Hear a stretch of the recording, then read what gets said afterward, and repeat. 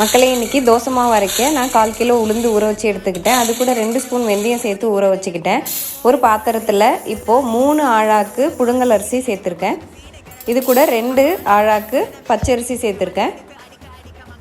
இப்போ நம்ம ஊற வச்ச உளுந்தும் வெந்தயத்தையும் கிரைண்டரில் போட்டு நல்லா அரைச்சி எடுத்துக்கலாம். தண்ணி தேவையான அளவுக்கு ஊற்றிக்கோங்க. நான் இப்போ ஒரு சொம்பு தண்ணி ஊற்றிருக்கேன். இப்போது உளுந்தை மட்டும் முதல்ல தனியாக அரைச்சி எடுத்து வச்சுக்கிறேன் ஒரு பாத்திரத்தில். அதுக்கப்புறம் அரிசியை போட்டு அரைக்கிறேன். இது கூட தேவையான அளவுக்கு தண்ணியை நான் சேர்த்துக்கிறேன். இதில் ஒரு சொம்பு தண்ணி நான் ஆட் பண்ணியிருக்கேன். கொரன்னு அரைச்சி எடுத்துக்கலாம்.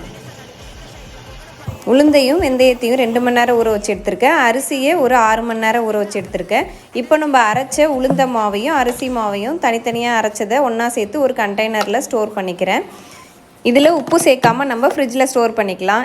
இந்த மாதிரி யூஸ்ஃபுல் வீடியோக்கு சேனலை சப்ஸ்கிரைப் பண்ணிக்கோங்க. எனக்கு சப்போர்ட் பண்ணுங்கள். பாய்.